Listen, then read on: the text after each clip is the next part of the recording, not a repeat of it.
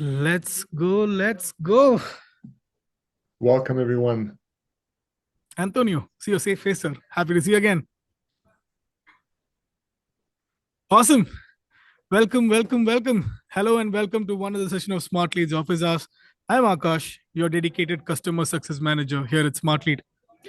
As you all know, we always want to start the session with the audience. So before we jump into today's session, take a moment, click on the chat icon at the bottom center of your screen. Let us know where you're joining from, how the weather is on your end, and also let us know if you're an agency, a freelancer, or a part of a SaaS company. We'd love to hear from you. Again, center bottom, chat icon, and drop on the comments. The first one gets a free smart server. I'm just kidding. Nice. There you go. Dallas, hot SaaS company. Hot, I know. It's hot in India as well. Marrakesh, 32, part of an agency. Keep it coming. Los Angeles, Berlin, rain. Ah, beautiful city. What do you expect? Medellin, 24 degrees. Also Dallas.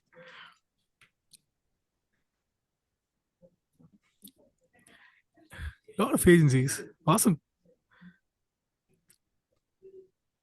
Coimbatore. Nice. It's my hometown. Arkansas, rainy. And you're from logistics. Perfect. Keep it coming. And we know why we all are here today. The team is scaling outbound is not about sending more emails, because I used to think that, right? I used to think when you start sending more emails, you're basically scaling your outbound, but it's not just that. It's about building a structured motion. So in this discussion led demo heavy session, Thibault reveals his 5-step outbound motion, showing how to go from TAM setup in Clay to multi-channel campaigns in Smartlead and HeyReach, which with an enrichment waterfall that ensures only real prospects enter the funnel. And more about the guest, Thibault Garcia is the founder of Reachly, a lead generation agency based in Bangkok that powers outbound for clients across 10 plus countries and 7 industries. With 9 beautiful years in sales and marketing, Thibault has started Reachly to do lead gen differently. We just had a conversation about that. Focusing on multi-channel campaigns, GTM strategies built on best-in-class tools like Smartlead, not because I work here, HeyReach and Clay. And today his team runs high-performing outbound motions that blend data, enrichment, and personalization at scale. So this one is going to be a banger. Thibault, over to you, sir. A quick round of introduction, and the floor is yours. Very, very nice. Thanks. That's a very, very kind introduction, Akash. And yeah, I mean, you said it, 9+ years in sales, in corporate, you're making me sound very old. But yeah, we are based out of Bangkok, Thailand. A bit of context for you guys on the call right now. I finished my MBA program there, and I just thought it was such an amazing place to live in that I got settled there, working multiple corporates, in some publicly traded companies, some companies that went public, and some bigger enterprise company. And I always did either sales or B2B lead gen for them, or a bit of mix. And at some point, I realized there's a very big need for lead gen. And so about 2.5, 3 years ago, while I was still working corporate, I got settled as a freelancer, and I was doing LinkedIn automation for people. I mean, I started with LinkedIn automation, and I've been in the game for a while, as far as for those of you guys who know, as the days of linked helper, like literally, like I think that was like 7 or 8 years ago. So that's kind of how I got started in the first place, doing it for companies. Then I did it as a freelancer, and at some point I realized there's a very big need in the market, especially in Asia Pacific. And then we later expanded into doing much more than just LinkedIn outreach, but multi-channel cold emails. We do a little bit of cold calling as well, and it all kind of glued together when we learned about Clay, I think over a year and a half ago, almost 2 years ago now. And so that's what I'm going to be talking about today, pretty much. And I know you said 5 step. I changed it. It's now 6 steps, but it's pretty much the same sense. Yeah. So thanks for the intro, Akash. Absolutely. The floor is yours, sir. Cool. Great. So I mean, like I said, it's more of a 6 step than a 5 step. And let me jump straight into it, right? So the 6 steps outbound motion that we have at Reachly, because like I said in the first place, volumes is great, and it is a bit of the name of the game as well. But if you send volume without the right infra and the right systems in place, you're still not going to get results, right? And so very often I have people asking me whether when I talk at Clay clubs or when I do webinars, when I do podcasts and stuff, people say, okay, well, what's the best kind of outbound motion or how do you get started with your outbound? Right. So I wrote down of a simple 6-step motion that Right. explains what to do in each of the steps. Mhm. And I'm going to walk you guys through that 6-step motion today. And with Akash on the call, whenever you have a question, feel free to type in the chat. I know Akash is going to be reading the chat. So we're going to be talking about that. And at the end, anyway, if you have some specific questions, we'll be having a Q&A, right? So first step of those 6 steps is the very basic TAM mapping. The second step is to enrich and score companies. The third step is to find people within those companies. And actually, third and fourth can intertwine. You can change them in order. It doesn't really matter that much. Selecting your triggers. 5 is to enrich, waterfall enrichment. And number 6 is to push, right? So we're going to be going through each and every one of those steps. I think it probably take me about like 15, 20 minutes. I'll try and not speak too fast and make sure that it's very understandable for all of you guys. So let's jump right in. All right. First of all, time mapping. What does time mapping even mean, right? It means total addressable market mapping. So this is usually the exercise that we do whenever we onboard any client at Richly, because whenever we work with new clients, they all have different needs. I didn't mention that in the intro, but we've worked with companies in logistics, solar panel, cybersec, agency, SaaS, you name it, right? And the beauty of lead gen is that as long as your time is big enough and you have, some authority and social proof and you have a good offer, we should be able to get you some results with cold email. So really the first exercise that we do for any new client is a time mapping exercise. And the cool thing about time mapping is that where do you source your data for your time mapping, right? So depending on the type of companies that you're trying to go after, you're going to be sourcing your data in different places, right? So I'm giving you an example. If you want companies that are, let's say, brick and mortar, you're going to be, scraping Google Map. You could do that with Epify. I know there's a new native integration that just came in Clay, I think 2, 3 days ago, that allows you to do that as well. But yeah, like I said, depending on who you're trying to target, you'll be scraping different database, right? If you want SaaS, you could be scraping Crunchbase. If you want e-com, store leads. If you want agencies, G2, etc. You could also just go after Clay company search and then combine that with Apollo, Sales Navigator, and whatnot. And the reason why we have so many databases that we scrape, depending on the case of our clients, is I always talk about coverage. I mean, because lead gen is a volumes game and it's a numbers game. We want to start from the top of the funnel and make sure that we have the biggest possible coverage on the total addressable market, right? Because if you have, I don't know, 50,000 companies in that time, but you only capture 20,000, then you're going to be missing out on a lot of potential companies, emails, and potential meetings as well, right? So 100%. that's uh, some of those tools that allow you to scrape. I mean, like I said, Apify is very, very, very good. It's pretty much the best marketplace for custom scrapers. You can scrape anything and everything you've thought of before in your life. It's there, it's available. Whether that's like some Indeed jobs, some Google jobs, like pretty much anything. It's quite amazing.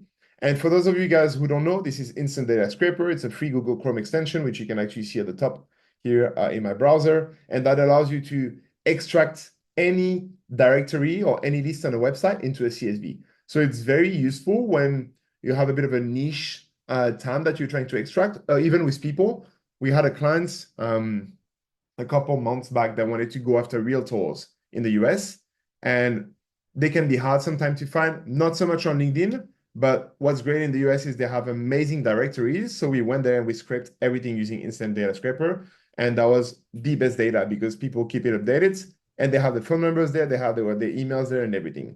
Right. So that's pretty much where you source your data for your time mapping. Do you have any specific question in the chat yet, Akash, or are people still warming up? Not yet. They were asking what is the name of the scraper you mentioned right now, Thibault? Yeah, so Apify. Apify here is it's not really a scraper, it's more like a scraper marketplace. And it allows you to go and find custom scrapers that have been built for pretty much anything and everything you can think of. And it's also an amazing data source if you want to push stuff with webhook into Clay. It does a lot of very cool stuff, but I warn you guys, it's a rabbit hole, right? I mean, if you go down there, there's you're gonna be fascinated by the amount of stuff you can be scraping, and yeah, it's a bit of a rabbit hole. So Epify is quite good. Sometimes we use some other tools, but most of the time Epify does the job. And have you ever heard of Firecrawl, Thibault, by any Yes, chance? yes. Actually, it's one of the things that I didn't mention in there, but Firecrawl, we scrape it, we run it through the clay table. So it's kind of done at a later stage. But yeah, Right. we use Rose, we use Firecrawl as well. So those are some of the other. We use SERP API, SERP Dev API as well, but some of them are used for different things. But yeah, we've used Firecrawl. Understood. One more question, quick question for you. Have you also used Phantoms? I'm not familiar with Phantoms, by the way. No, I've never used Phantom Buster. I used to use it like about a year and a half ago, and then I stopped because at least for everything to do with LinkedIn, you have to give it your LinkedIn cookie, and I'm not such a fan of this. I don't want to put my account at risk or anything like that. So Understood. never use Phantom Buster for that for scraping purposes. Understood. Go for it. All right, so that was your step one. So now that we have our TAM, we have a list of 10, 15, 20, 30,000 companies, ideally segmented either per industries or per countries, depending on who you're going after. We go into my favorite part, the enrichment and the scoring, right? So enriching company, first of all, I mean, that's why Clay is an amazing tool. How do you even enrich them and how do you score them? People say, oh, what should I be enriching this company for? How should I be scoring them? Depends. Depends on True. your use case. What are you selling? Do you have, a SaaS that's a sales stack, a MarTech stack, a SaaS? Do you have, logistic solutions? Are you consultants? And once you have those answers, I would usually encourage people to say, in the past, when you've sold to companies, what is some common denominator you each see them have? Like, do they all, are spending a lot of money on marketing, but they're not getting results? Do they have declining web traffic? I'm saying this because I'm thinking about an SEO agency in the UK whom we work with. Right. And we did a pretty cool campaign for them. So that's how we enrich all of the time of the companies in the UK. We're checking whether or not they were running ads. It's a signal they have money, right? Second thing True. is, what's their web traffic year on year? Are they decreasing or are they increasing? And if they were decreasing more than 10%, which was a very fair amount of companies out there, we would reach out to them and say, hey, we noticed that you guys lost some traffic this year. We know how tough it's been with the Google algo. We have some SEO hacks and some kind of guide on how to overcome that and beat the algo and get back to the numbers that you were doing last year. That did really, really well for them. And we flipped the script as well with the positive and the companies that were growing. And we said, this, you guys are growing, that. We have this for you guys. So it's always a matter of like, how do you score them and what is important and relevant to your use case? Understood. Uh, And well, what are your thoughts on? There are a few users who always feel clay is expensive. What are your thoughts on that? Do you think there is an alternative, or do you think they should still go for that, considering the ROI? So I would say that yes, clay is expensive, but when you scrape, especially if you do anything with Claygen, you can do that with your OpenAI API, and you're not going to be spending a clay credit every time. So it's quite cheap. It's actually, I think, 10 times cheaper using Claygen with OpenAPI than using a clay credit. And then if you use stuff like SuperDev or SupAPI and Zenrose, it's also a lot cheaper as well. And you can get all the data at once and then use AI to analyze that data and give you insight as well. But yes, clay is expensive. Understood. And clay versus persona. Do you think persona is also good? What are your thoughts on that, Thibault? I Do you have wish an I wish I had an answer, but I'm a very transparent guy. I've never used Persona yet. I've never understood? or either. It's something I need to do. I just got started with Clay a couple years back, and it's just the backbone of everything we run. So yeah, I can't imagine having to change systems and backend at the moment. So I'm sure they're great. I would love to try them. I probably will in a couple of months, but I haven't tried yet. Absolutely. And one last question: did you also use Appify for checking their running of Facebook? No, so running a Facebook, they actually changed the way of the way of doing it. We use SERP AI or SERP Dev. I can never remember which is the correct one. Serper, yes. Mhm. Yeah, and I think that Facebook just changed some stuff on their library, like on their library page of company pages. Now you have to do another process. Anybody interested into that, ping me on LinkedIn. I'm gonna ask my GTM engineer the new way we have been doing it, but it's not using this anymore because Facebook made an update to their library page, I think like last week or something like this. Understood. Over Yeah. to you, sir. So that's how you pretty much enrich and score those companies. And the goal and the reason why actually here we are talking about it. what can you use to enrich your companies, right? So you could potentially use Zenro to scrunch a lot of stuff about these companies. So built with, if you want to know the tech stack that they're using, Zoom Info if you want specific data, Crunchbase if you want funding information, SimilarWeb if you want their traffic, Glassdoor. People often ask me, what's the point of actually scraping Glassdoor? Well, if you're trying to sell an HR tech solution, I can tell you it's very, very important because you can refer to the average employee ratings of that company, and that's super powerful. And then with ClayAgent, you can pretty much do everything and anything you can think of. There's really no limits. But again, going back to what I was saying, the reason why we do this is because then once we enrich this company, we give each enrichment a score, and then we tier this company. And the reason why we tier this company is because the way in which we work with our clients is we tend to have different kind of steps into our outbound campaign. And for the first 2-3 months, we're going to be doing a lot of testing on offer, subject line, approach, the copy and everything. And we like to test those with tier 3, tier 2 companies and keep the tier 1 for later on when we've really nailed the offering, the messaging and everything. So we increase our chances of actually hitting those guys and getting replies. Yeah. Understood. Understood. Yeah. Any question from the audience on the second part? Yes. So, do you have any opinion for OpenRoute? Is that something that you've used, Thibault? Open room? OpenRoute. No, never used it. Understood. And talking about Clay, what about N8 automations for the same functions of Clay? Do you think that's something that people should try or experiment? Have you done Okay, it? so I'm gonna go down the rabbit hole and depends. There's no one answer fits all just because it depends on your need. If you're a massive company that has crazy data need and you have a team of 30 salespeople and you need heaps amount of email and waterfall and all that stuff, then maybe yes, you need to build something in-house and NAN would probably be a good place for you to do that and connect all these APIs.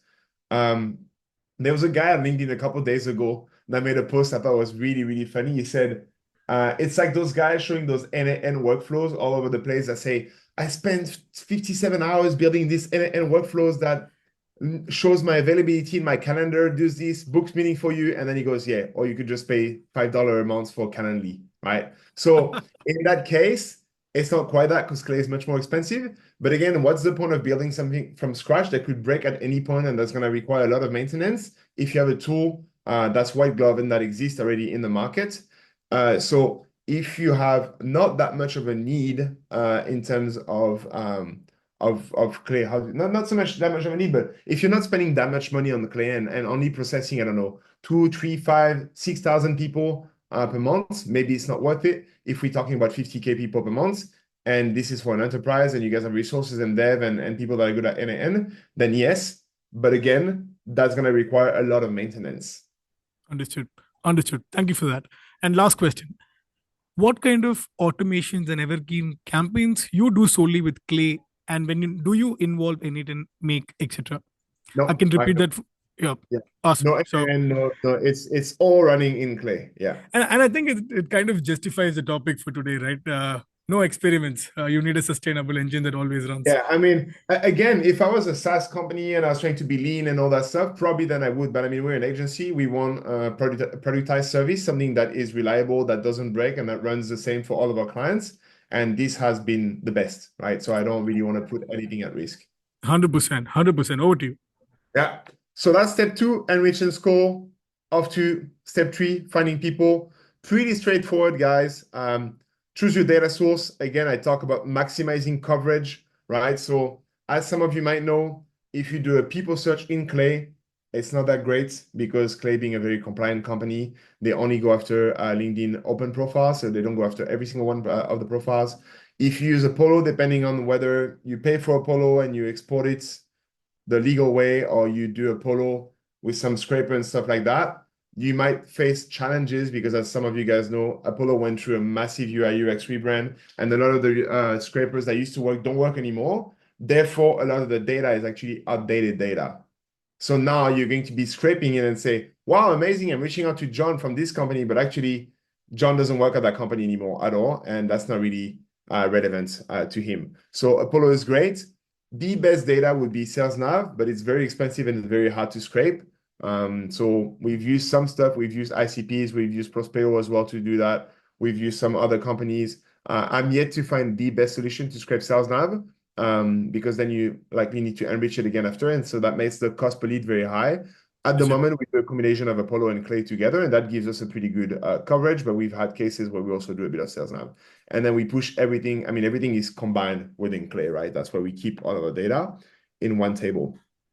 Absolutely. Very, very important step, verify that the leads still work at the company, because very often you're going to get it. It's going to say that guy is the VP of sales at that company, but he actually left that 2 weeks ago, 3 weeks ago, sometime 4 months ago, depending on where you get your data from, especially if you are getting database that are scraped by other people. I would highly encourage you guys to verify that those people are still at those company. I believe Lead Magic, actually, you were on a Yes. webinar with Jesse yesterday, Office Hours, and I think Lead Magic just came up with something that allows you to check whether that lead still works at the company, actually.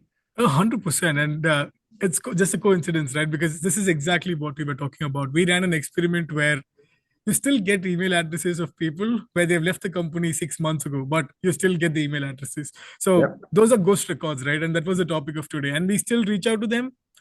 Bad reputation, bad deliverability, no responses. So you're Yeah. absolutely right, Thibault. 100%. Yeah.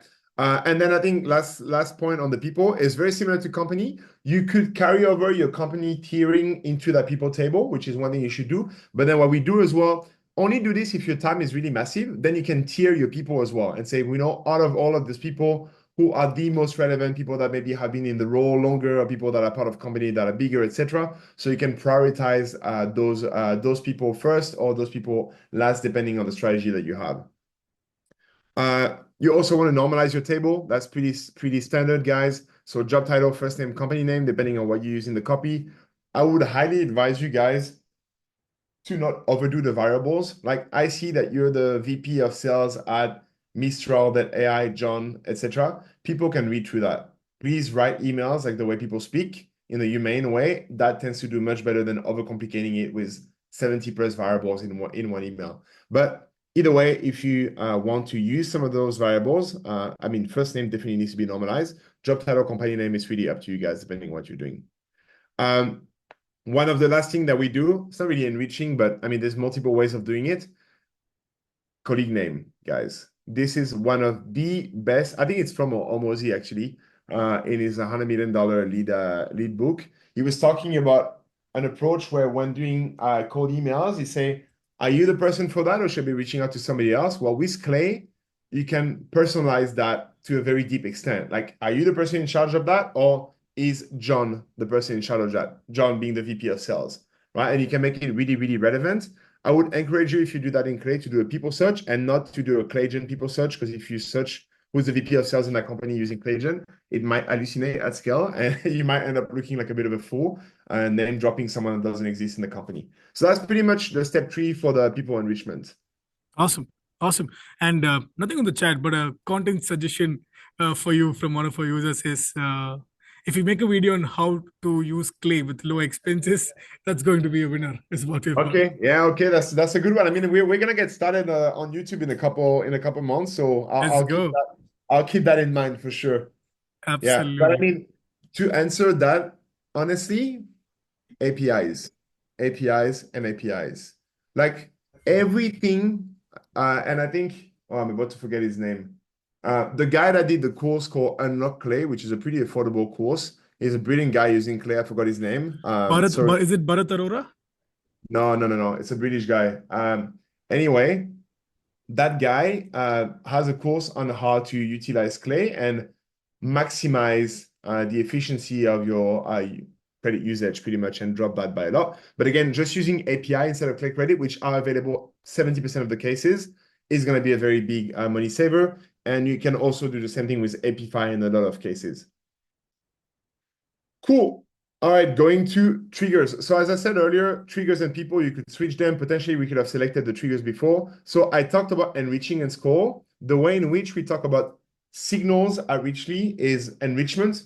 Is that company, growing headcount? Are they running ads? Are they hiring for VP of sales? Is their traffic going down? Do they use XYZ tech? All of those signals are what we do during the enrichment. But then when we get to triggers, it's okay, now that we have our TAM, which is why I'm saying it could be step 2 or step 3, really, is what triggers are we going to be monitoring for?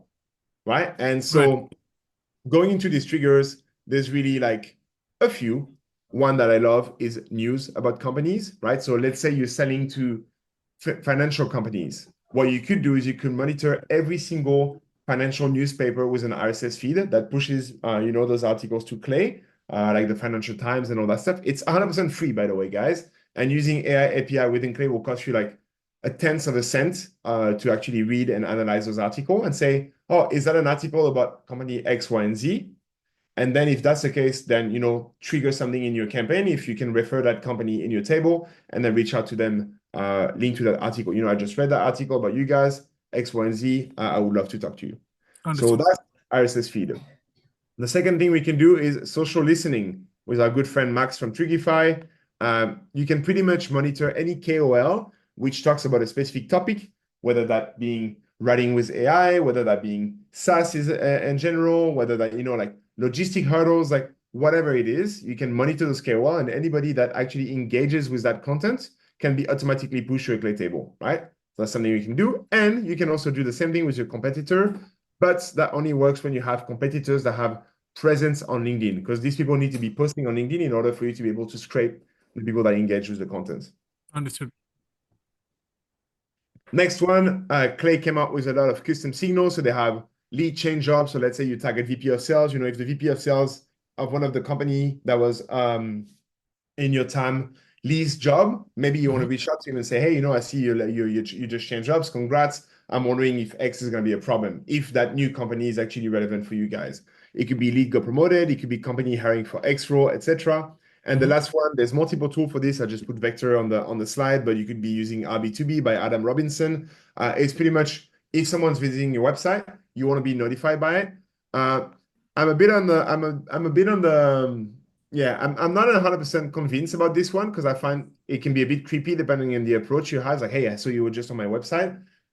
Yeah, I mean, depends on the flow you use. If you just connect with people a couple of days after, and then you wait a couple of days to then send them a message, or if you send them an email 3, 4, 5 days after, then yes, I think that could be good. So those are some Right. of the triggers that you could be monitoring. You could be playing all of them together pretty much. Understood. And do you feel RB2B place only works in the US, or have you seen Yeah. success elsewhere? Yeah, I forgot to mention that, but the lead visited your website and the de-anonymization kind of thing is only a thing in the US. I think in Europe, you only get company page link. So if someone from, I don't know, Microsoft visits your website, you're going to get like the link of Microsoft LinkedIn page. And I don't think it's going to help you because they have 10K plus employees. But if it's an SMB, then yeah, it could be relevant. But yeah, that works for you in the US. You a little bit, Asia, not so much. Fair enough. Awesome.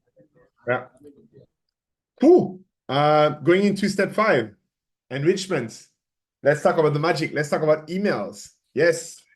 So, enrichment, just so you guys know, this is a table that we run at Clay, at Richly. Sorry, it's 10 p.m. here, 10:30 p.m. in Bangkok, Thailand.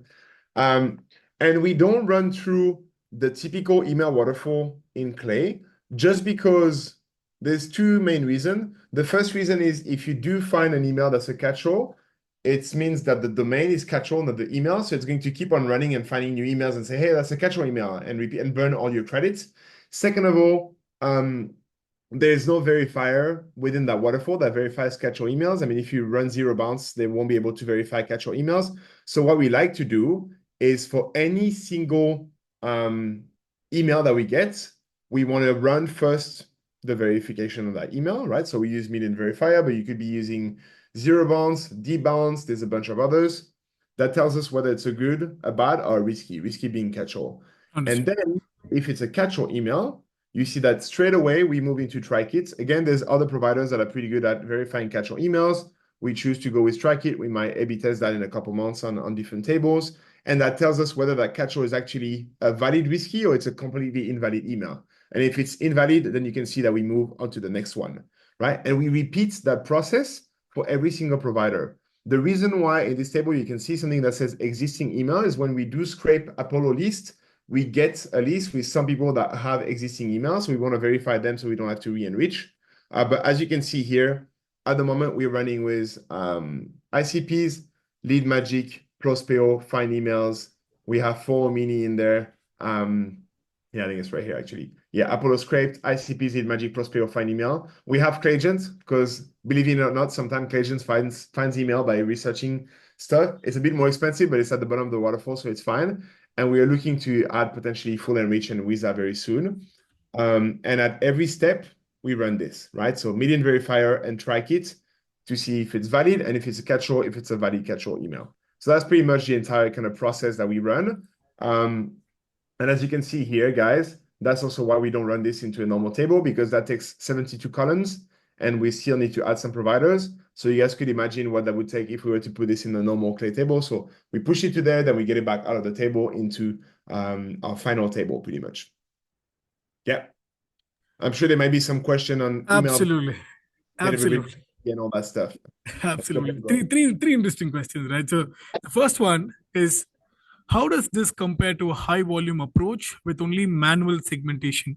Are there usually enough leads to fit these advanced signals or filters, or do you do both?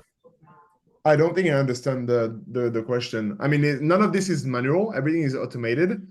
Um, if you refer to that as a segmenting, is just the reason why we segment, those companies and then those ICPs and everything is because messaging is going to be a lot more relevant. If you segment your messaging, you're gonna get better results. So that's why we do it.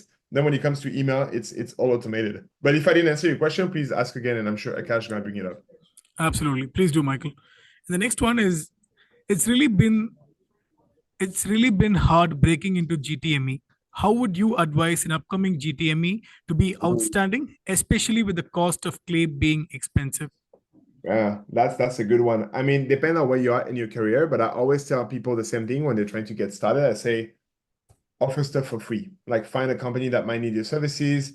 Say, hey, they pay for all the cost of the tool, and you're gonna run amazing campaign for them. And that way you can experiment and get better at your, craft your art and your skill at that art of GTME and using clay. And that's gonna help you doing so without having to burn credit and spend so much money. But yeah, I mean, I feel you. It's a very expensive a tool, and it's very hard to do trial and error without having access to pro accounts and all that stuff. Understood. Thank you. And the next question is from John. How do you verify leads that still work in a company? So Yeah, since so yeah, so there's two things. We sometimes run it with Clayagents. So we'll tell Clayagent to go and check and verify that this person still works at the company. So Clayagent could do a Google search, use that person's full name, type LinkedIn after that on a Google page, and that's going to tell you whether he shows up and whether the company is there. And because LinkedIn page is SEO friendly, you get a lot of data from that, and you'll be able to see whether they still work there. That's one approach, which again still sometimes can hallucinate. So at scale, we have used other tools.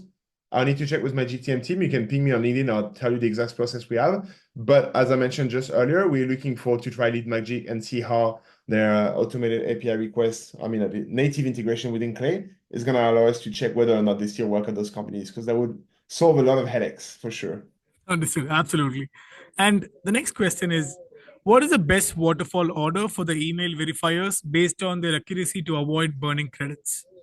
Yeah, I mean, I would say Prospero ICP's Lead Magic would definitely be in the top for me in whichever kind of order. I know that a lot of people love Lead Magic, and I think Jesse is doing an amazing job because they're super, super fast. So if you like verifying and finding, 10,000 email plus per week, then maybe Lead Magic would be the go-to. We like 100%. ICP as well because they're super cheap and they have very good coverage in terms of email finding. But again, there's no one answer fits all because some provider are going to have better data in some region than others. So it depends whether you're targeting companies in, I don't know, like for us, we work with a lot of APAC clients, but we also have a lot of US and UK clients. If we're targeting, US companies, we're going to go with one provider. If we're targeting Australia or Singapore companies, we're probably going to go another way. Understood. Fair enough. And verifying catch-alls isn't advised only when the term is small. Is that true? Do you think so? Yeah, I mean, I would say that yes, if your time's small, you'd want to include catch-all. But I mean, I think you're saying that because you want to increase coverage of the amount of people you're reaching out to, but you could still do that with LinkedIn anyway. So I think it's fine.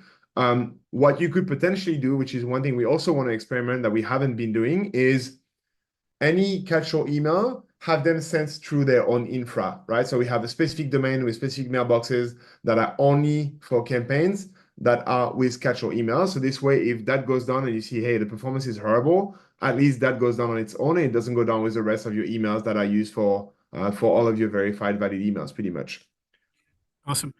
And taking a step back with regards to how do you verify leads that don't work in the company, you said you're using Clegent's run first. Based on what you say, you run Clegent for all leads just to verify if they still work in a company. Is that a fair assumption to make?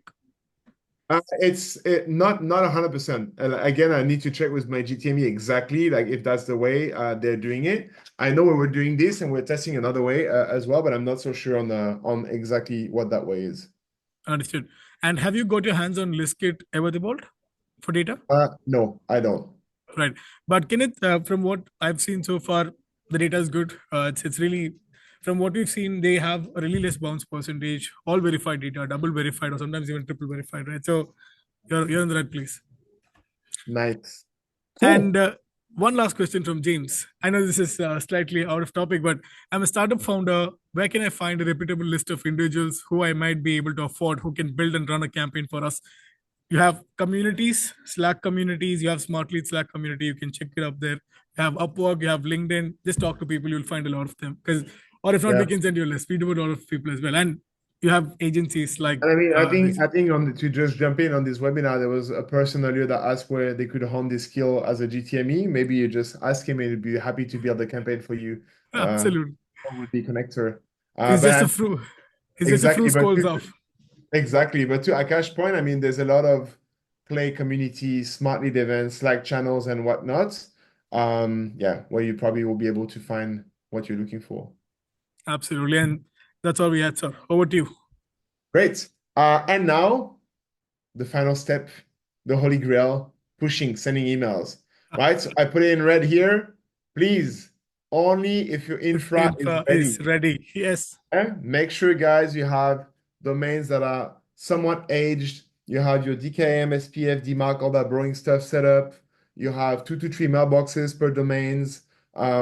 We use Zapmail. It's been working quite well for us, but I know there's a lot of other providers for infrastructure as well. We split Google and Microsoft, so we can hit based on ESP provider. Some people just use Google because I know that Outlook is just a pain in the ass. So it really depends on what you guys want. But yeah, once your infra is ready and you have all of that in place, then it's go time, right? So here's how it looks and here's what happens, what we do. We used to use tools that do multi-channel, and I'm not going to name them. We've changed because I think you want to work with tools that are the best at what they do. Smartlead for cold email and HeyReach for LinkedIn outreach automation. So we were like, oh, damn, how do we now do multi-channel, right? Because those tools don't kind of speak to each other. The beauty of it all, Clay, right? So within any table, we can have this entire flow work, and it's pretty much what we do. So the first thing is we push leads to a two email sequence.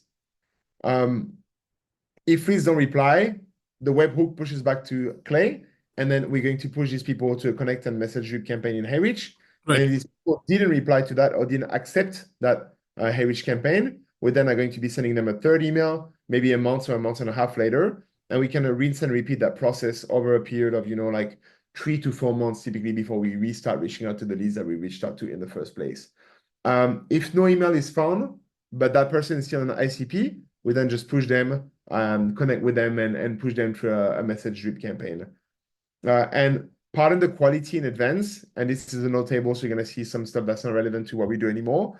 But this is what I meant, sorry, when I said coverage, right? So as you can see, once we have our leads, you can see here, sorry, I'm missing the tab. Yeah, the tab is here. Total emails. We're then pushing people that don't have emails into LinkedIn campaign and people that do have emails into their respective LinkedIn campaign. The reason why we have multiple columns is because we want to be messaging prospects in their relevant time zones. So that's why we do it like this. And then as you can see here, we have an MC lookup. So if the lead replies, multi-channel lookup, we're going to get a webhook. So we run that lookup on a schedule, as you can see here at the top. And then that tells us whether that lead replied. And if they did reply within Clay, we can do some really cool stuff, which is here's when we sent it. Here's how many days it's been. And then if it's been more than 15 days, we then push them to a LinkedIn campaign. So that's pretty much how Understood. we do the entire multi-channel within Clay. And Right. it's a big headache. Yeah. Understood. Insane. Wow. And I think that's the last part before I talk about, the anatomy of a cold email. I wrote that in 15 minutes earlier. But yeah, if you guys have any question about, the way we do multi-channel or the way that runs in Clay, or any question about, infra setup or anything else or setup within Smartlead, please fire away. Absolutely. The first one is kind of takes me back a couple of years. What are the pros and cons of email compared to LinkedIn, Thibault? Oh, that's a What? great question. I mean, I would say pros of email, no bottleneck. Your bottleneck is your infra and how much money you're putting into it. So that's the amazing part. I always tell any business owner, if you want a quick way to test and validate your product market fit, no better thing to do than just cold emails, because you're going to be able to get results and response and sentiment from so many ICPs with so many offers and approach within like weeks, right? So that's really the beauty of it.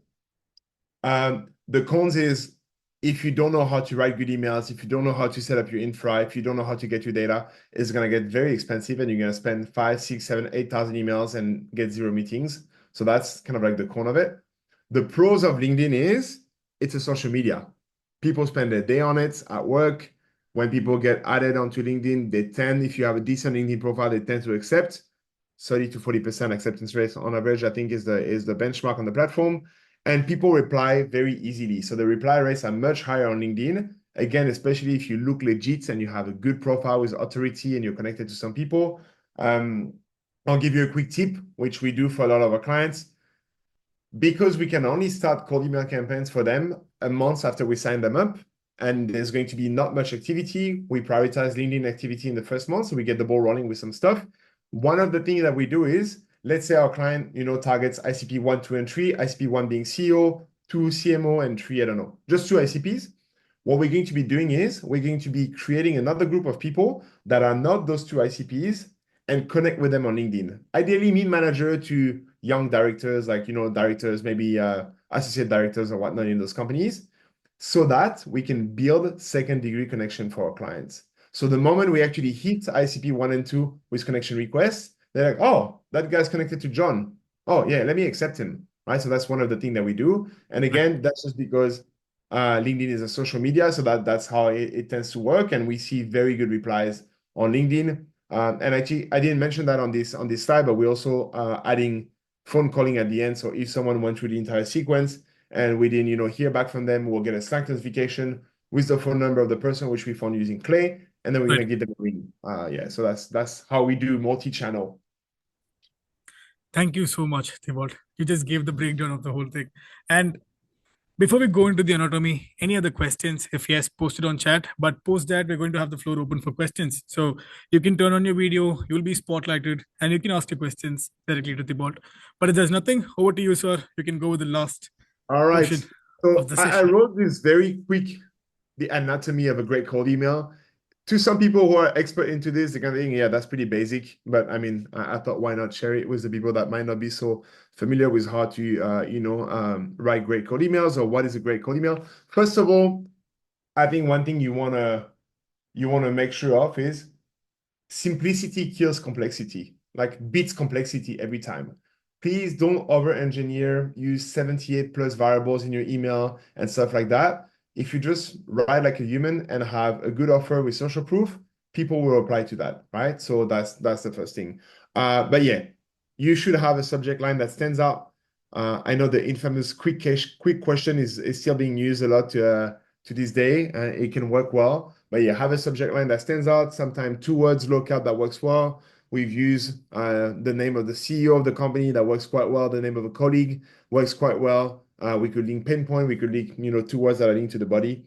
But yeah, make it stand out and cut through the noise. Understood. Second thing is less than 80 words. I mean, it could be less than 80. We like to test less than 80 and a less than 70, typically when we do A/B test or ABC test on Smartlead. But yeah, keep it short. No one's got time to read your cold email, so keep it short. Absolutely. This is very important. And that's why we segment stuff manually, like that person said earlier. is because you should speak to your prospect's problem. Someone that is a CEO of a SaaS is not going to have the same pain points, key desires, and KPIs in mind than someone who is a CMO and someone who is the head of sales and someone who is a marketing manager. So you would want to segment those people because, again, they're going to have different pain points, different things that keep them up at night, different things they'd like to solve within their role, and your message should speak to that. And that's why segmenting is very important. So at least you don't need to build like 100 plus columns in Clay or rely 100% on AI to write your message. At least that's the way we do it, and that allows us to save costs and get pretty good results as well. Awesome. Soft CTA, I mean, obviously, don't put a link. Don't put like, here is my Calendly link, click here, because no one's going to do that, and you're going to end up in spam. As you know, no link, no image, no HTML, plain text only. But soft CTA meaning like, would you be against me sending that your way? I have a case study. We have this, like something that's not like, let's get on a half an hour call, because no one wants to do that, especially if they don't know you or they've never heard of you before. Social proof, really important. If you can refer to companies, at least in the industries that they've heard of or that they know of and you've worked with, it'll be really helpful. So drop that in. Offer too good to say no to. Again, that's the Alex Hormozy kind of technique. Be a bit of, that's why I put an asterisk to this one. People are getting used to it. So like Right. the whole like, I'll do this for free. If you don't do that, it'll be like fully refunded and all that stuff. Like payback guarantee. Like people are getting really used to it. So use it, but maybe with a bit of a grain of salt. And let me know how that goes for you. And then, yeah, don't overuse AI. No, I noticed you ate egg fried rice for breakfast. That's not gonna cut it. Like I noticed your sister went to Stanford and so none of that creepy stuff. It doesn't help. So please don't use that. And I don't see how someone that ate egg fried rice would help you with your outreach campaign. So yeah, don't use that. Name drop colleagues or competitors. That works really, really, really well, right? So like, let's say we were cold emailing, Richly would name drop some competitors. Colleagues works really well, especially as variable in the subject line as well. And yeah, that's pretty much the last one. If you read that, would you reply to it? And don't be biased because you're the one that wrote it. Really put yourself in the person's shoes who receives 10 plus emails a week, if not 20 plus, if not 30 plus, depending on their company. And really ask yourself, is this something that'll be like, oh, wow, okay, yeah, I'm going to reply to that or not? If the answer is no, then probably you need to go back to the drawing board. Yeah. And then again, it's marketing, guys. Cut through the noise. Solid, straightforward, kept it simple. Thank you so much, Thibault. This was super, super helpful. We had everything we need. We also had a comment saying if you'll be kind enough to share the Canva board with us. So if we can do that, would be helpful. But if not, we have the call recording, so we kind of have the whole cover of it. But Yeah. if you have nothing else to add, we'll jump into the session. But anything else that you'd want to add? No, I mean, that's pretty much it on my end. Yeah, covered Awesome. a lot of it. Perfect. So again, you can turn on your video, raise your hand. The where do you do it is actually on the chat. It's on the center bottom of your screen. Click on react, click on raise hand, and I'll spotlight you. But Alex, thank you for doing that, sir. You're first on the queue. But picking up a couple of questions from the chat before we go there. How do you find this highly tailored approach compared to higher volumes? What if you have a larger TAM? Is one question from Michael. I can repeat that for you. How do you find No, this highly I got it. I would awesome? just say doesn't change anything. Even if you have a higher time, just then have a bigger infra so you can send more volume.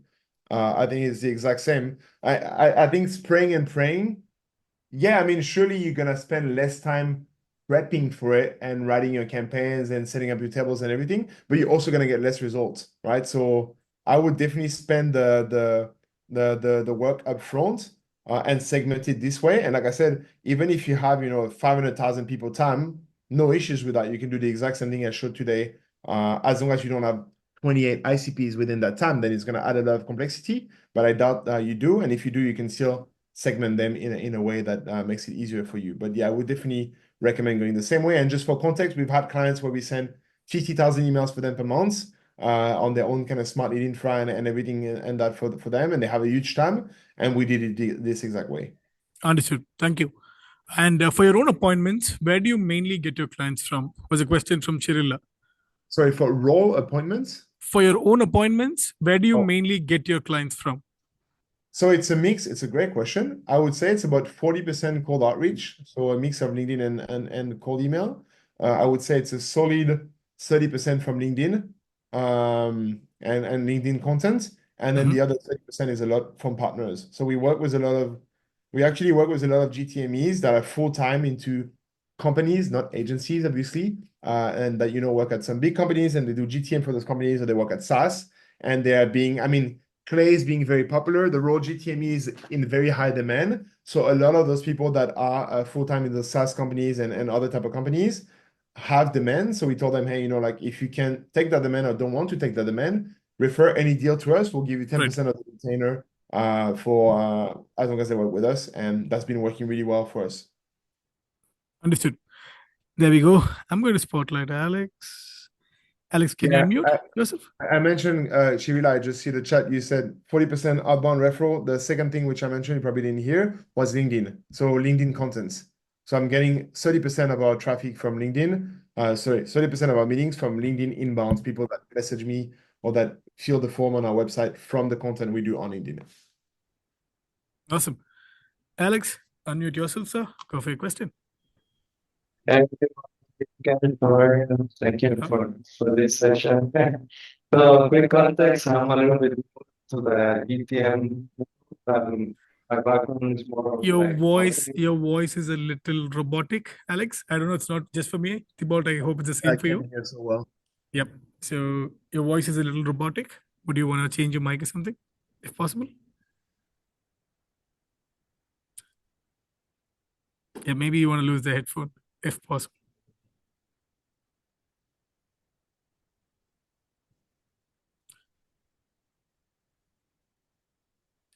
Do you want to try unmuting yourself again? Try speaking. you could.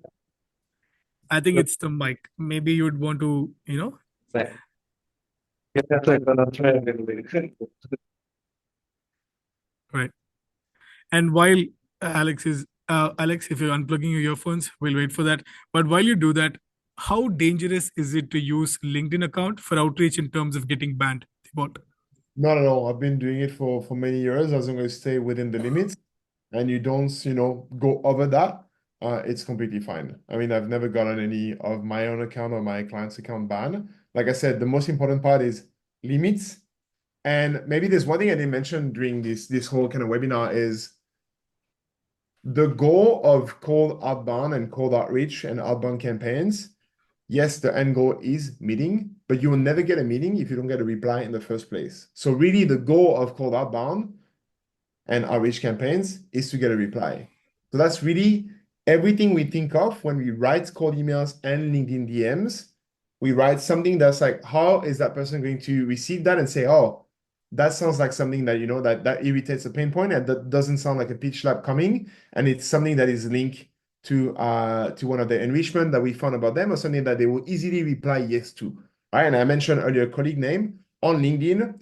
Straightforward, like are you in charge of this, or should I be reaching out to John? Works wonder. I think we have a campaign that has like 60% reply rate on average in LinkedIn. From the people that accepted. So again, but if you write giant blocks of text that you copy paste to people on LinkedIn, maybe a lot of people are going to report you, are going to unconnect with you and all that stuff, and that would increases the chances of you, getting in trouble. But again, if you stay within the limits, you'll be fine. Awesome. And what is your typical safe tools as well, of course? 100%. And what is your typical A/B test split when experimenting with new copy, Thibault? Yeah, so we like the long versus short. First thing. Second of all, problem versus outcome. Like, talking about the problem or talking about the outcome that they would get. And then we like to also test soft CTA versus harder CTA, or we test two different sort of soft CTA. And man, there was something I wanted to say and I'm forgetting it. Yeah, that'll come back to me later, but those would be, oh yes, that's it. Don't test multiple things at once. Please just test one thing. Like run to copy. Once you want to test something and change something, whether that's the subject line. The subject line is a very big thing that we A/B test a lot of. Whether it's within the copy, the offer, the approach, the CTA, only change one thing at a time. So then you know what's actually impacting the results of your campaign.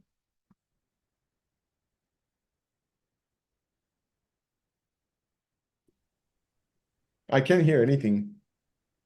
You're on mute, Akash. I'm on mute. I said Michael is here. Michael, you're spotlighted. Go for it, sir. Hey, Thibault. Good and insightful talk. Thanks. I wonder if there are any benchmarks about reply rates. How do I know my campaign is performing? And I'm asking about both cold email and LinkedIn. Yeah, I mean, benchmarks, again, when clients ask me this, I always tell them the same thing, and which is if you got a cold email from Elon Musk, would you reply to it, yes or no? And the answer is probably yes, right? And so that's marketing, right? So if you're selling something that everybody knows of, you work in a company that everybody's heard of, I don't know, like Lovable or Cursor or Canva or Clay or Smartlead, chances are you're going to reply to that email. If you work at a company and you're doing cold outreach for a company no one's ever heard of, maybe your reply is going to be lower. And again, product market fit, many company owners think that their product and or service can be sold through cold emails and they want to test it. In some cases, maybe not. Maybe the sales cycle is too long, X, Y, and Z. So there really isn't a benchmark. But I would say if you're not getting at least like a 1 to 2% reply rates, at least from out of office, especially in like August or December and stuff, then there's something that's going wrong with your infra. And then you should be getting like at least 1 to 2% reply rate, I would say, like generally speaking. LinkedIn wise, that there's really no benchmark. But I mean, I get on some of my campaigns 40% connection acceptance rates when it's very well targeted. On average, I would say it's about 35. And then reply rate for message, I would say is anywhere from like 22 to 45. But I was talking earlier about how we partner a lot with GTME. That campaign has got me 60% reply rates because we ask people, hey, are you taking on freelance work or not? People always say, yes, I am. So then there you go, right? So it really depends on what you're saying, how you're saying it, and the type of offer you're going for. Thanks. Awesome. Thanks, Michael. And a couple of same questions in the chat with regards to LinkedIn limits, Thibault. So have you seen specific limit of connection request be on the safer side, or do you think that doesn't really matter based on the approach you have? Yeah, I've seen it. So let me just get my numbers right. Yeah, so I would recommend people that have a profile. If your profile is not aged, meaning like more than 3, 4+ years, and you only have, a couple of hundreds of connection, and you haven't been actively manually adding people every week. I mean, I've been building my profile for years, like since I'm probably like 19 or 20. If that's not the case, I'll be very careful and probably keep your limits at like 10, 15, gradually increasing all the way to 20 per day. If you have an age account, I know people that go to 30, 35, 40, because when you send people a connection request, if they accept it, it gives you the credit back. So if you send connection requests to people and you get denied from everyone, you're going to hit the limit very soon. But if you get accepted by most people, you get that credit back and you can add more people. That's really interesting. I didn't know that. Awesome. Yeah. And before I spotlight Alex again, one last question from Gopi. Do you recommend sending emails with real names or pseudonyms? What do you mean by solo names?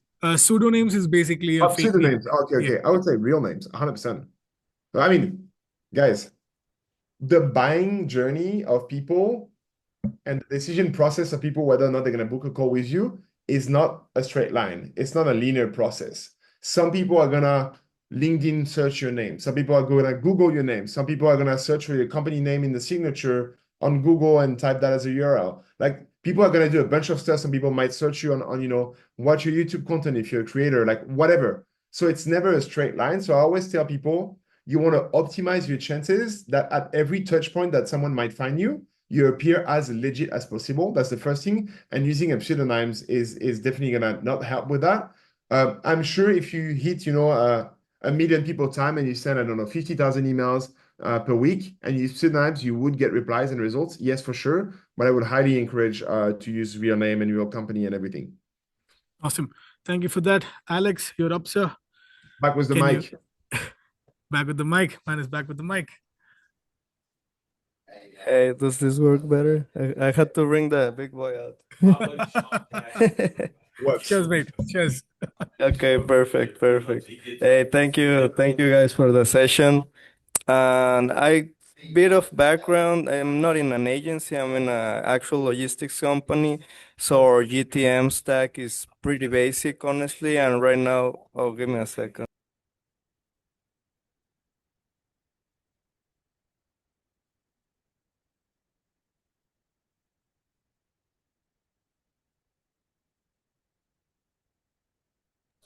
Okay, yeah, I couldn't unmute. Thank you. So our current Git engine is pretty basic. I'm trying to keep it pretty budget. So what I do right now is I get my list from ListKit based on intent. And then from there I get some like one contact, but what I'm trying to do is like once I have the company, like use Clay to enrich and find like the buying groups basically. Get more contacts, or even for having like old accounts that we used to have and have gone stale, we're trying to retarget those companies, but like with newer contacts. So my question is, what would you suggest for finding those buying groups, like without over engineering it, I guess? I mean, depends on the size of your TAM, but like how many companies is in there and how many companies do you get when you do that list kit kind of extraction?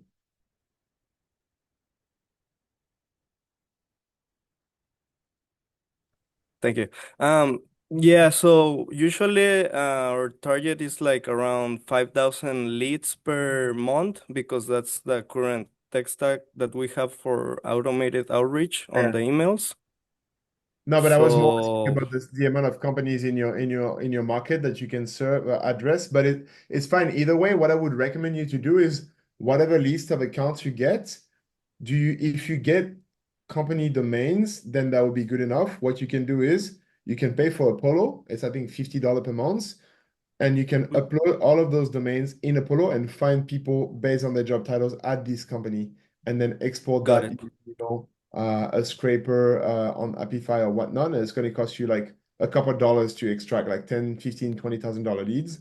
And then you can then enrich and score them and then send them through Smartlead. That's the way I All right, would that's very perfect. be very because if you in Apollo, if you pull the URL, the domain, and then put the people criteria, it's gonna find the people at those companies pretty much. Perfect. That works. Thank you. And real quick also, I know for logistics, cold calling still works very well, but I don't know if there's any way I could kind of match like from my outreach efforts. Like if I'm doing the email and then I do a cold call, like I would like to have some kind of way to track all of that motions happening. Would you suggest something for tracking that? Like, I mean, Smartlead has webhooks, so you could build something in NN if you want to keep it cheap, where like once they've gone through the sequence and they mark as completed, that pushes it to a Google Sheet table. There's many things you could do, but then you still need to find their phone numbers and have someone that does the calling. So I don't know your budget and your tech stack, but yeah, you could build that very lean with the webhook in Smartlead, but you'd still need to find those phone numbers. So that's probably how I would do it. And I would recommend maybe waiting like 2, 3 days after you send you 2 emails to say, hey, like we've called you, we didn't hear back from you, we wanted to ask you XYZ. got it. Thank you so much. I appreciate it, guys. You're welcome. You're the one on Thank you, mute. Tanya. Yes, can you unmute yourself and go for it? Hi, thank you so much, Thibault. Hi. So my question was that we're sending a lot of emails and we are concerned about our damage our domain reputation. Yep. So we're verifying the list, that they are good emails. We're not writing emails, with dollar signs or whatever they had told me. But my concern is the limit, what would be kind of like that limit amount per day of emails? Yeah, great question. And that reminds me that I didn't mention spam words. I mean, your $ statement reminds me that I didn't mention spam words earlier in the list of what is a great cold email. So yes, please don't use any spam words in your copy, like free, unlimited, available now, click here, and all that stuff. There's many spam word tester tools online, and Smarty that has a test as well to see whether your email ranks in spam or not. But to your question, Tanya, the way I would do it is I would keep volume quite low per mailbox, right? So I mean, you don't want to be going over like 15 emails per day per mailbox for sure. That's what we recommend. That's what we use for our clients. On average, the infra is per domain, we'll have 3 mailboxes, 2 to 3, depending on Google or Outlook. And then for each mailboxes, we're going to send up to 15 emails per day. But that's only if they've been running for a couple of weeks, if not month. At first, we're probably going to start at like 5, then gradually go to 10, and then to 15. Yeah. Thank you so much. Oh, but yeah, if that's what Michelle's saying, if you're sending emails from your main domain, you should never do that, by the way. So if your main domain, for us, is richie.co, we would never send a cold emails from richie.co. We buy what we call alternative domains. So I hope you're not doing this because that would definitely be very dangerous.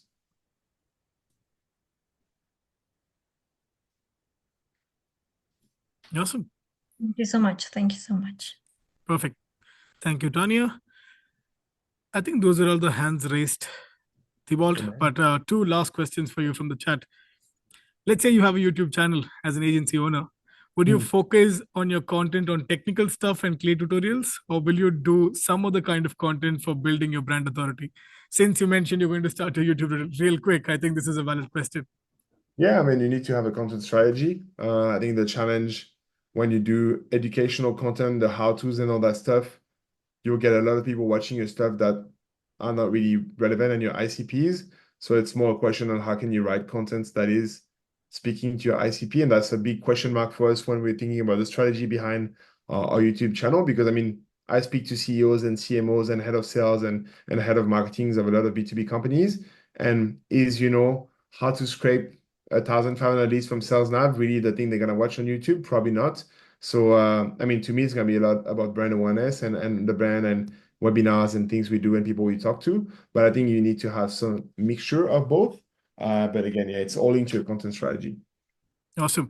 And last question for the day, Thibault, which is when you run multiple campaigns for multiple companies, how do you manage your limits from your LinkedIn accounts? It's very simple. In HeyReach, you can just set a limit of stuff you send per account. And for each client's campaign, for each client's workspace, we have their own accounts listed in there, and they each have their own kind of settings.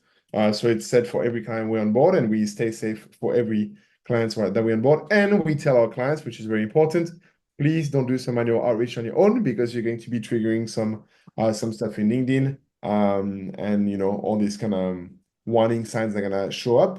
So yeah, if you're automating your prospecting, let it be automated. Or what you could do potentially is you could have in your schedule of automation 1 day of off or rest day, like let's say a Wednesday, where you can do your manual outreach so it doesn't seem like you're doing multiple things at the same time from different IPs. Yeah. Awesome. Perfect. And I answered one question on your behalf, which is, so you use reply rates as main KPI, not tracking if the emails are opened or clicked. Yeah. Oh yeah. Sorry. Absolutely. We don't track open because yeah, we can send plain text email if we track open, and that tanks your deliverability by a lot. So open rates is just a vanity metric, to be very honest. And it being a funnel, if you have high open rates, you're gonna get high reply rates, unless if your copy is really, really, really bad. And you can also not gamify, but you could trick people into opening your email by writing crazy subject lines or subject line that are misleading to people, and you're gonna have 90% open rate, and yet you're gonna have 0 replies and 0 meetings. So please don't focus on that. It really doesn't matter much.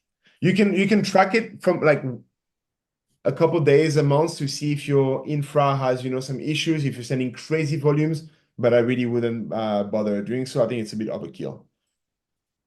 Awesome. But that is all we had, sir. Solid Great. content, solid lights in the background. Love the purple lights. Going to order one. Yeah, But, one of them died. One of the lights died and went on the battery. Now I have the backup one that's right here. I'm back purple now. All good. Yeah, let's go. I'm going to get this Smartlead blue. I'm going to talk to Vaibhav regarding Exactly. that. But thank you so much for the order. Would not mind the link if you can send it across. But Thibault, anything else before we close, sir? No, I mean, like I said, guys, it's all about marketing. So make it fun, cut through the noise, be respectful of people, and write stuff that people want to read. And if you ever have any question about multi-channel outreach, Clay, cold email, cold calling, or anything, add me on LinkedIn, and I'm more than happy to answer any of your questions. Absolutely. Thank you so much. And as I always say, 3 consistent things in life: death, taxes, and Smartlead's office hours every Thursday. See you all next week. Ciao. Nice. Bye-bye. Cheers. Bye-bye.